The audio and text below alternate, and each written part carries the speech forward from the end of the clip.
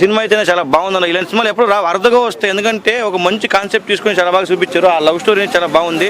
అంటే కొన్ని సినిమాలు ఇప్పుడు చూసాం, బేబీ కానీ చాలా సినిమాలు మధ్యలో ఆ బ్రేకప్ అవి ఇవి ఉంటుంది. దీంట్లో అలా కాదు, లాస్ట్ వరకు ఎండింగ్ వరకు ఒకటే నడుస్తుంది. అది చాలా బాగా నచ్చింది. ఫస్ట్ ఆఫ్ ఆల్ కాన్సెప్ట్ అంటే కొంచెం లాస్ట్ వరకు ఎండింగ్ వరకు నడిపిన సినిమా చాలా కష్టం. అలాంటి సినిమా నడిపించారు కాబట్టి నాకు చాలా బాగా నచ్చింది. డైరెక్టర్కి యాక్సెప్ట్ చెప్పాలి.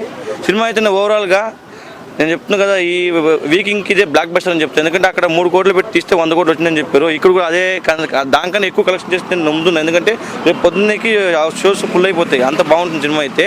అంటే రేపు గామి భీమా వస్తుంది కదా, వస్తే కానీ తట్టుకుంటున్నాను చెప్తున్నా, పక్కా తట్టుకుంటున్నాను. గామి సినిమాకి దానికి సంబంధం లేదు. అంటే అవి వాడితే దీనికి వచ్చే థియేటర్ దీనికి దొరికినాయంటే పక్కా సినిమా అయితే బ్లాక్ బస్టర్ అని చెప్తున్నా. అయితే చాలా బాగుందన్న. కామెడీ అయితే అసలు ఇంకా మామూలుగా లేదు. ఇంకా మన వాళ్ళు మన కుమార్ ఆంటీ గురించి ఇంకా ఆవేశిస్తారు, చాలా గురించి పెట్టారు. చాలా బాగా నచ్చింది.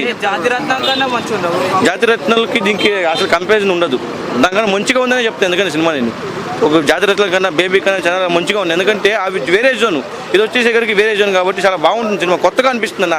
మన తెలుగులో ఇలాంటి సినిమాలు రావు, ఎందుకంటే ధైర్యం చేయరు హిట్ అయితే లేదనేసి.